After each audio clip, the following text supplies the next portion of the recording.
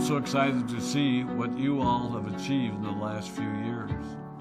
Your growth has been incredible, and I'm grateful for all of your hard work and sacrifice. A lot of that growth has been brought about by new people coming into the business to take advantage of our generous marketing plan and effective product line. So I thought I would take just a moment of your time to share with you a little bit about where forever came from and where forever is going. I've heard people describe this as our culture, but I think it's simply who we are. Several decades ago, I was an executive for a real estate development company called Del Webb. And at that time, there was a lot of excitement about a new business concept. And like many of my colleagues and friends, I went along to a business opportunity meeting and listened to a presentation about multi-level marketing. I immediately fell in love with the concept that people would be motivated to help each other and be able to make a living doing so. It's a beautiful thing when you think about it.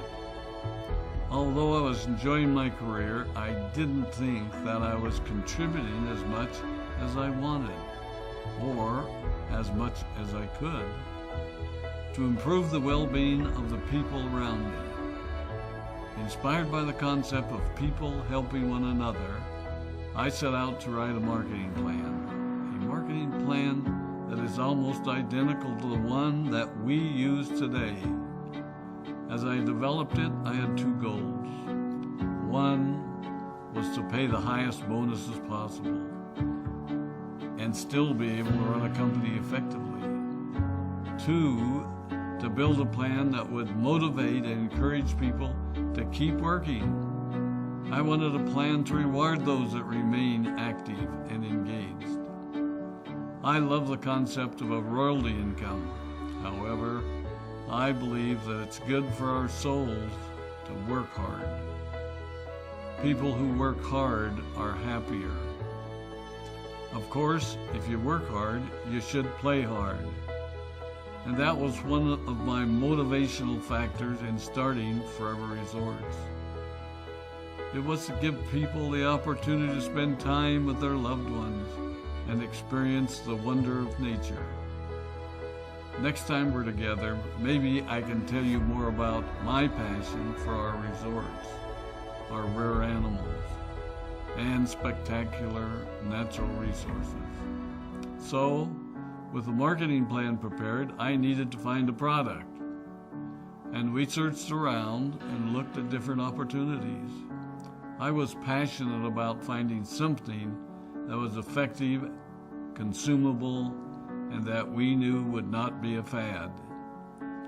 During my search, I met a group of doctors who had developed a method of stabilizing aloe vera. They convinced me of its efficacy, and we began testing the product, and were amazed by the results. We were in business. We had a fair and balanced marketing plan, a consumable, effective product, and the third ingredient, an absolute conviction that we could make a difference in the lives of the people around us. And while it might have been a bit presumptuous, we honestly believed that we could make a difference in the world. We put in generous return policies, customer service incentives, and began to build this business based on the principle of being nice to one another and helping others. The success was incredible, and we grew rapidly until Christmas of 1982. I was sitting at home with the family, and the phone rang. They informed me that there had been a freeze at our aloe plantations in Texas, and that all of our aloe was destroyed. I immediately went to the airport and flew to South Texas to see what we could do. I hoped and prayed that when I arrived, what I saw would be better than the news I'd received. But that wasn't to be the case. We had no aloe, and the business immediately began to suffer. There were some FBOs that left, but more importantly, there were those that stayed. It was a tough time for us. We put everything on the line to stay in business, and there were many sleepless nights. But we were convinced that what we were doing was right. We decided that this would never happen to us again. We flew out to the Dominican Republic and purchased as much land as we could, and began planting aloe in one of the safest weather zones in the world. In addition to the acres of plantations in the Dominican Republic, we now have plantations in Mexico and South Texas. It was a tough lesson to learn.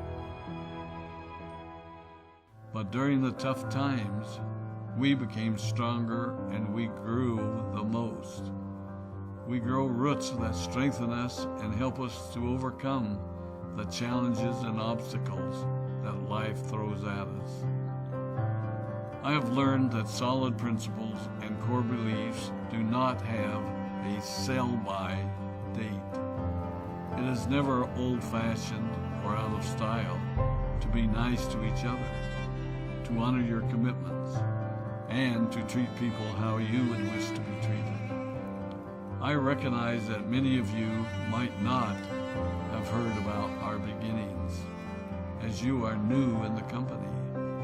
I am thrilled that you're part of our forever family, but I ask you to be mindful of the foundation upon which this company has been built. Forever was built on the principles of paying the highest bonuses possible, providing the most effective and highest quality of product, and empowering people to serve one another.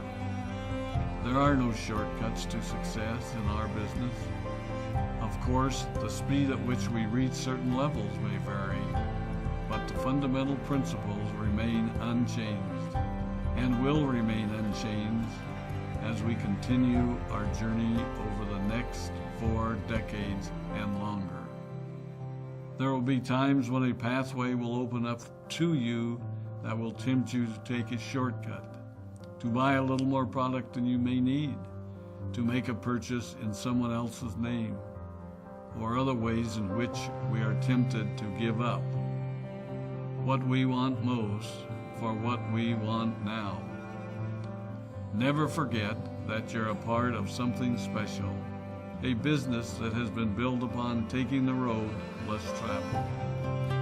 It may not be as fast and as shiny as you might want it to be, but take it from me, the road less traveled is more rich, more wonderful, more fulfilling, and more lasting than you can ever imagine. We love you, we appreciate you, we are proud of you.